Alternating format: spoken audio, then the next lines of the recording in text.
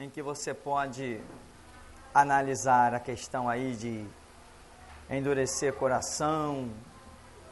Vai terminar lá na página 43, tem lá Ezequiel 18 demonstrando caráter, princípios de Deus.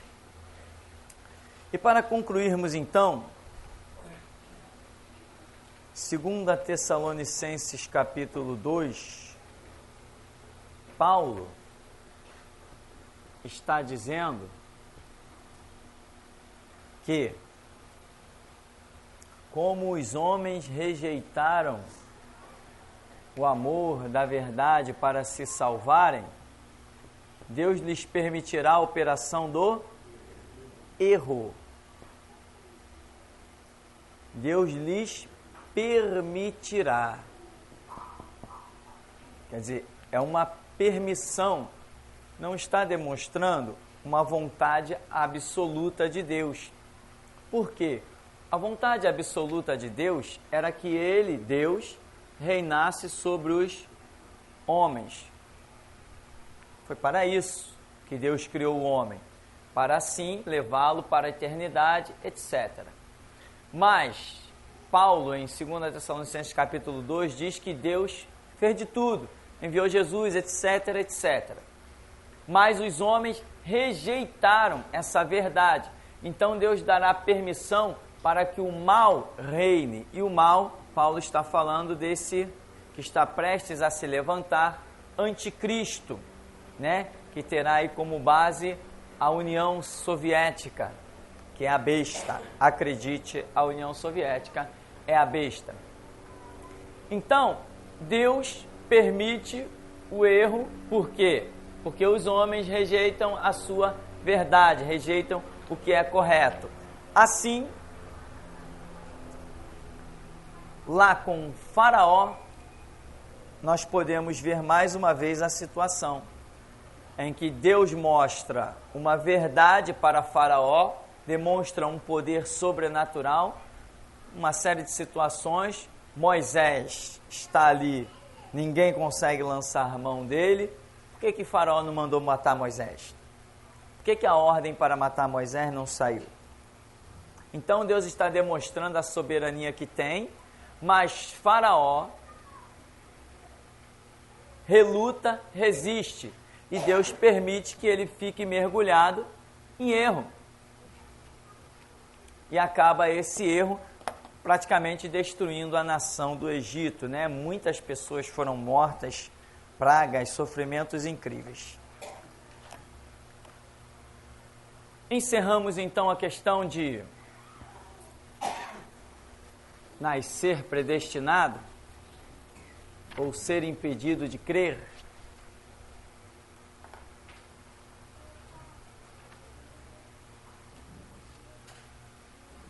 Nós temos na sequência aí um entendimento sobre a palavra morte, na página 43.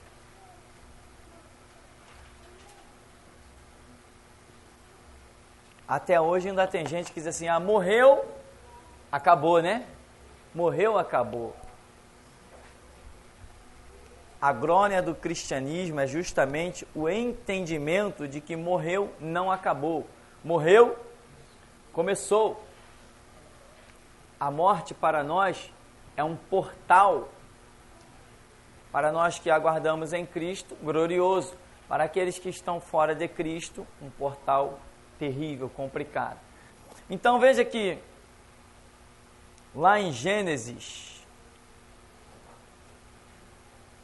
quem tem a escritura aí pode abrir em Gênesis 2, 15 e 17.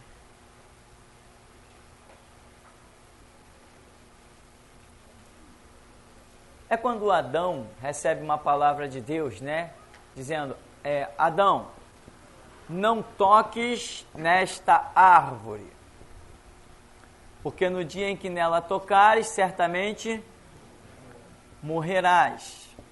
Aqui tem uma série de situações, mas em princípio, veja bem, Adão tocou na árvore? Sim. Adão morreu? Tem algumas pessoas que dizem assim, poxa, Adão durou 900 e 930, né? Adão durou 930. Um dia para Deus é como 1000 anos como um dia, então Adão não durou 1000 anos.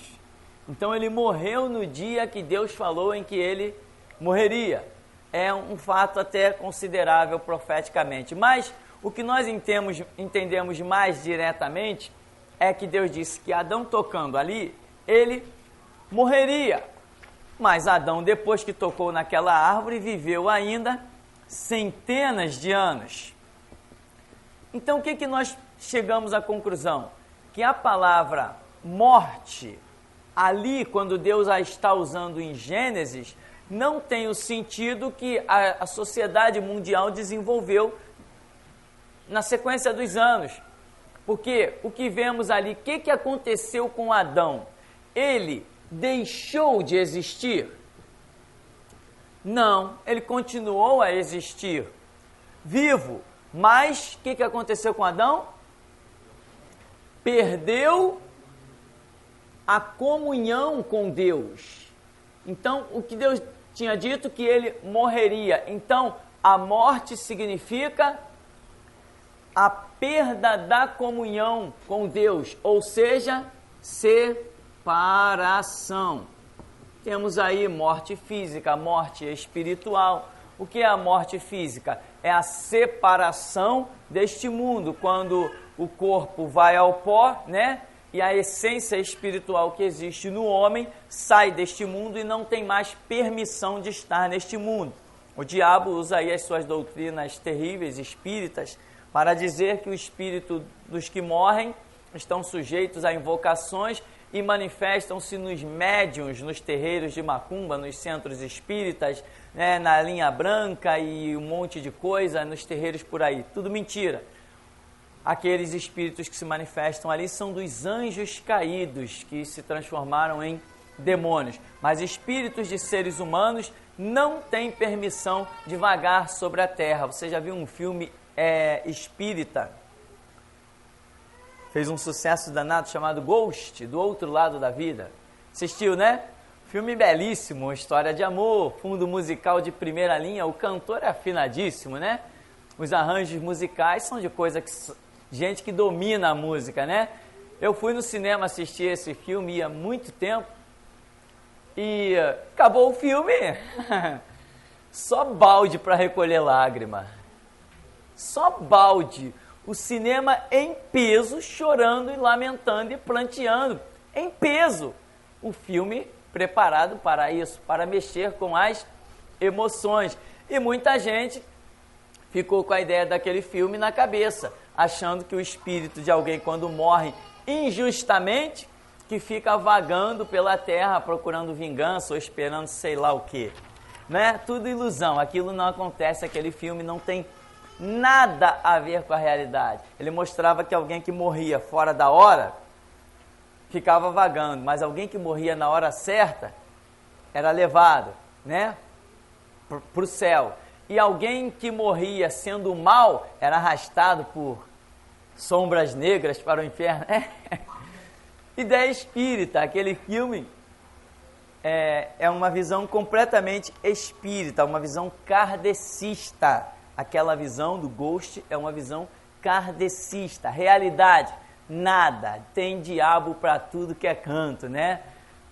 Tem até algumas outras coisas aí de pessoas que assistiram aquele filme dentro de casa e coisas saíram da televisão e estava até sufocando pessoas na realidade. Mas não vamos entrar neste detalhe. Então, a palavra morte, nós podemos identificar que ela significa separação. Quando a Escritura diz, numa dessas referências aí, Efésios 2, que diz que vós estavas mortos. Em quê?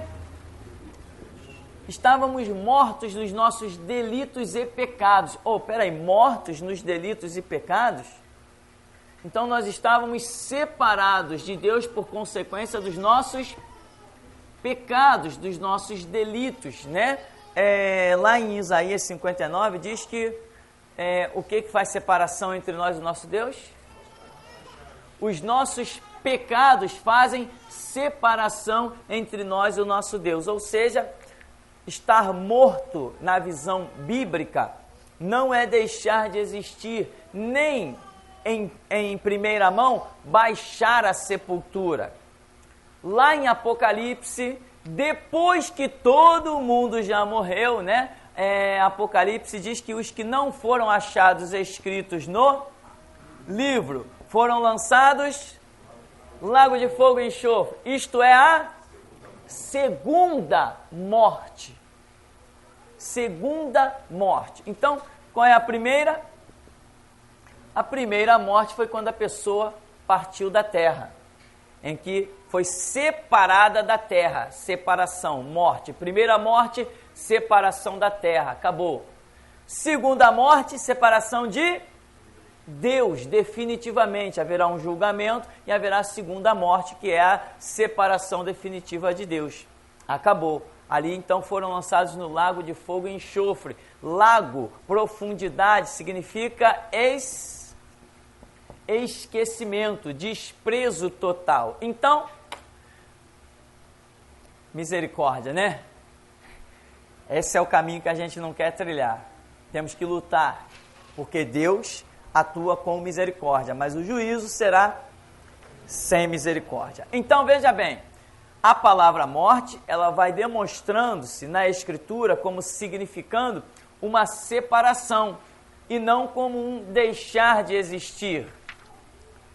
E muito menos o de morrer e ficar por aí vagando, como dizem os espíritas ou as pessoas que são enganadas costumeiramente nos terreiros de macumba, né?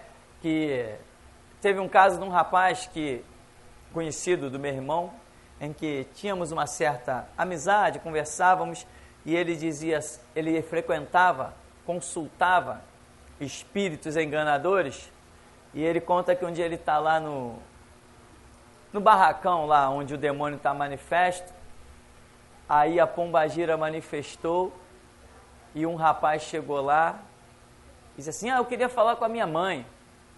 Aí a pombagira falou assim, peraí, eu vou chamar a tua mãe. Aí daqui a pouco vem a pombagira de novo, manifesta, fingindo-se a mãe do rapaz. Aí ele, mãe, eu quero saber onde estão aqueles documentos, mãe, para eu receber o dinheiro. Onde que a senhora escondeu os documentos, mãe? Aí o demônio, tá na gaveta tal, do armário tal. Aí, tá, mãe, obrigado. Aí quando o rapaz vira as costas, aí a pombagira manifesta, tô cansado de enganar esse mané aí. Ele pensa que eu sou a mãe dele. Dentro do terreiro, na frente dos outros. E as pessoas continuavam lá. A pombagira falou, tô cansado de enganar esse mané aí que eu sou a mãe dele. Incrível. A cegueira do ser humano é tanta que, não, peraí, enganar? Vou sair daqui. Sai nada, tá aprisionado. Cadeias terríveis, algemas horríveis. Então essas coisas acontecem. Então, morte, separação desse mundo, já era.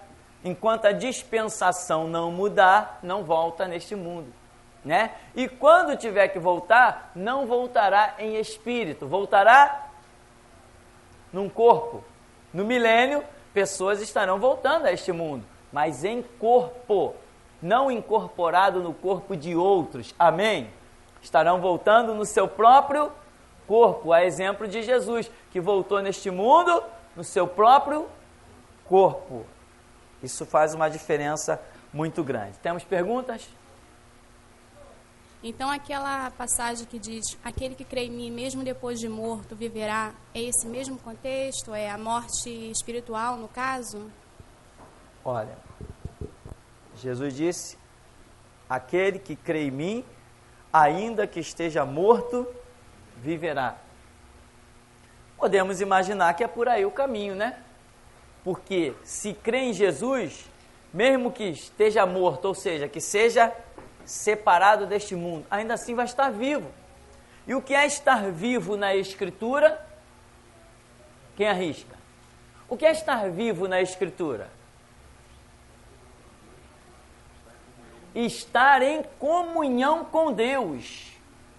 Isto é o estar vivo na Escritura. Se você não está em comunhão com Deus, a Escritura considera você morto. Então, quando Jesus diz assim, Aquele que crê em mim, se crê nele, está em comunhão com ele. Ainda que esteja morto, viverá. Quando que ele disse isso? Diante do túmulo de Lázaro. Diante do túmulo de Lázaro, Jesus está dizendo, aquele que crê em mim, Lázaro cria. Ainda que esteja morto, como Lázaro está, viverá. Não viverá no sentido de que vai chamar Lázaro da morte para a vida deste mundo. Ele está chamando Lázaro da vida eterna de volta a este mundo. Onde estava Lázaro? No paraíso. Ora, a Bíblia nos mostra isso. Lázaro está no paraíso. Então Jesus está dizendo que Lázaro estava vivo e não morto. Tanto que Jesus, quando fala a respeito de que não ia voltar logo para a terra lá, que os homens vieram chamá-lo, o que Jesus fala para os seus discípulos? Nosso amigo Lázaro dorme. Ah, Senhor, se ele dorme, então tá, deixa ele lá. Não, vamos lá despertar. Não, Senhor, ele dorme, deixa ele dormir. Aí Jesus teve que usar a linguagem chula que eles conheciam.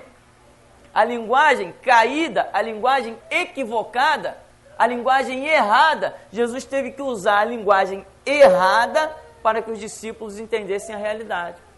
Quando Jesus falou a linguagem espiritual dos que estão na sua presença, ele dorme, eles não entenderam. Aí Jesus falou assim, Lázaro está morto. Usou uma linguagem errada para que eles pudessem entender a realidade. Porque Lázaro nunca esteve morto. Quem anda em comunhão com Deus não morre nunca. E morte não significa o que muita gente sempre pensou. Morte é uma separação. Então, aquele que crê em mim, ainda que esteja morto, viverá.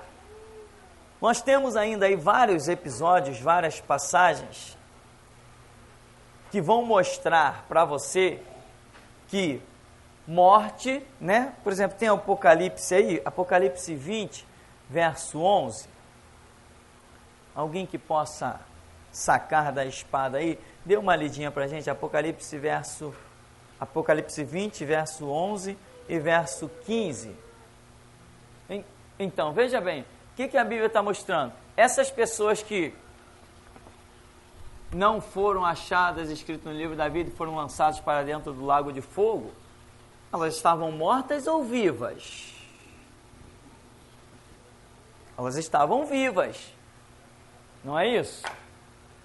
Pessoas que foram julgadas. Julgados os mortos? Não. É julgado quem está vivo. Quem está morto não é mais julgado. Se alguém está para comparecer a um tribunal para ser julgado, mas morre, vão julgar esse alguém? Perda de tempo? Bom, se bem que nas nossas leis é bem capaz de julgar. Fulano morreu, mas foi condenado a 30 anos de cadeia. Aqui, nesse mundo aqui, a gente vê de tudo.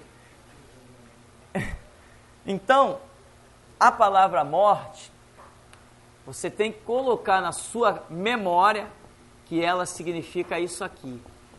Separação. Porque muita coisa virá pela frente, inclusive sonhos proféticos, visões, textos bíblicos, em que se você não tiver este entendimento, a revelação não chegará até você. Às vezes a gente sonha. Ah, eu tive um sonho. Qual era o sonho? Que uma pessoa assim estava morta. Poxa, a pessoa vai morrer? Ela está em pecado? Que mais? Tem outras simbologias referentes a isso aí. Se ela está morta no chão, se ela está morta num caixão, se a pessoa está morta, mas ninguém vê o caixão, vê-se apenas um velório.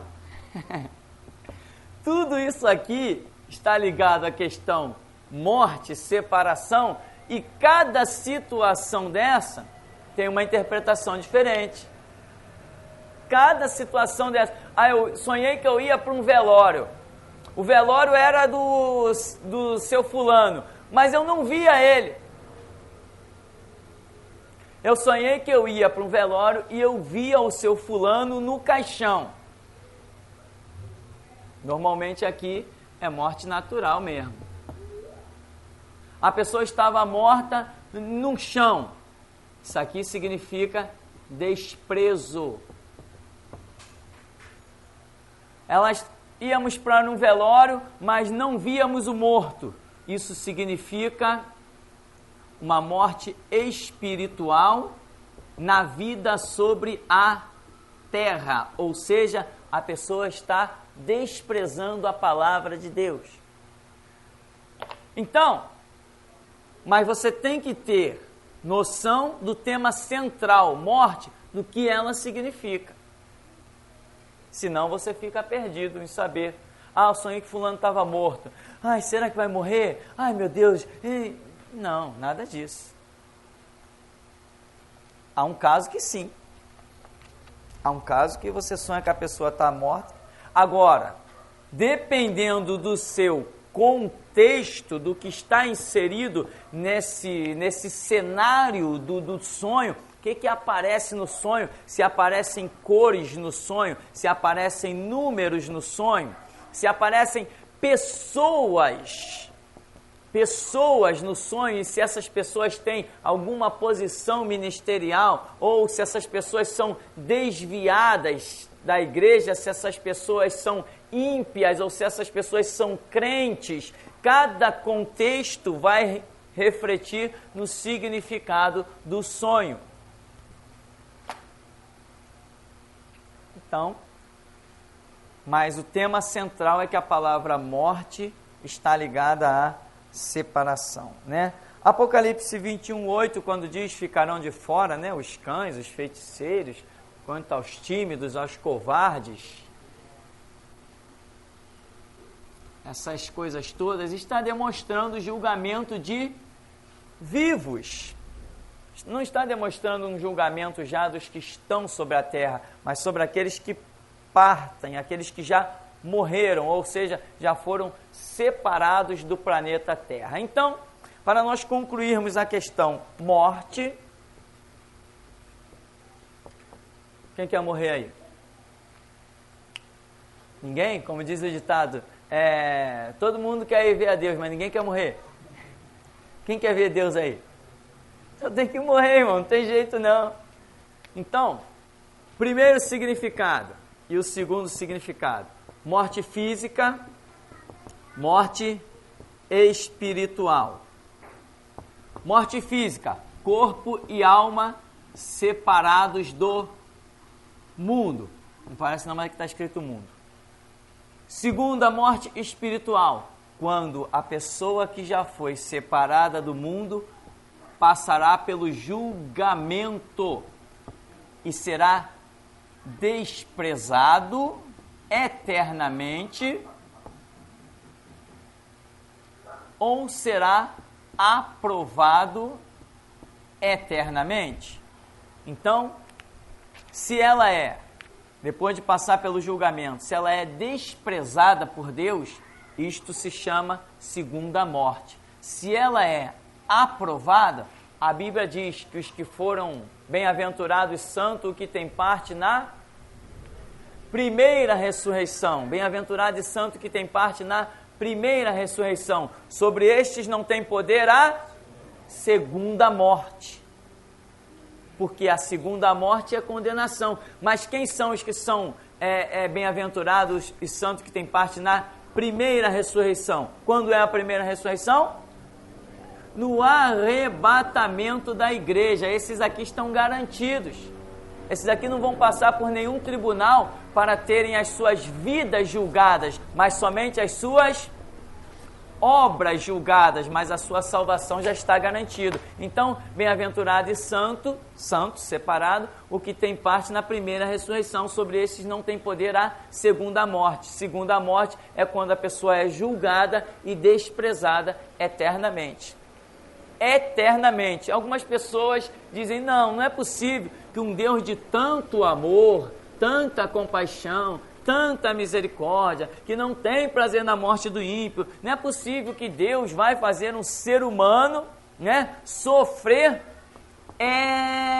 eternamente. Não é possível isso. Uma ilusão, põe o pé no chão, é isso mesmo. Quer ver? Salvação é eterna. Salvação é eterna. Vamos dizer uma coisa. Qual o preço da salvação? A palavra, o sangue, né, que compreende a obra de Cristo, os propósitos de Deus, né? Qual o preço da salvação? A sua renúncia. Enfim, os seus sacrifícios, não o seu sacrifício visando, o seu sacrifício que compreende as suas renúncias também. Então, salvação tem um preço. O tema central da salvação é a cruz de Cristo. Deus amou o mundo de tal maneira que deu seu Filho unigênito para que todo que nele crê não pereça. Então, se nele não crê, perecerá. Então, a perdição ou a condenação, ela é eterna. Por quê? O preço da salvação é a cruz de Cristo. E o preço da condenação é a rejeição à cruz de Cristo. Então, o tema central, o objetivo é um só, tanto para a salvação quanto para a condenação. Então, por que eu vou dar uma de bonzinho e acreditar que salvação é eterna e perdição não é? Estou querendo ser melhor do que Deus. Aí eu viro um testemunho de Jeová. Não. Aqueles que não aceitarem Jeová, as almas vão ser lançadas no inferno, vai queimar e pronto. Tinha que ser testemunho de Jeová, né? Mentalidade louca. Vai queimar e pronto. De onde que ele tirou essa ideia? Mas quando Jesus conta a parábola do rico e do Lázaro, o mendigo, Jesus diz que o rico, estando em tormentos, elevou os seus olhos e viu Lázaro no seio de Abraão. Quer dizer, viu Lázaro salvo, mas ele está em tormento, com plena consciência. Pai Abraão, manda que um dos mortos ressuscite, vá pregar para os meus lá. Então, ele está vivo. O rico que foi condenado ao inferno, não queimou e acabou. Ele está rico, ele está falando, ele tem consciência do mundo que ficou para trás, ele fala dos 5 irmãos que ele tem. Então, Jesus conta a parábola demonstrando que no inferno o bicho não cessa de comer e o fogo não para de arder. É isso que diz a minha Bíblia, né? As dos Testemunhas de Jeová também diz, mas eles estão cegos e não conseguem enxergar, porque o privilégio de crer na mentira para alguns é maior do que o de crer na verdade. Amém? Então nós podemos ficar por aqui? Amém. Vamos ficar por aqui então, em nome de Jesus.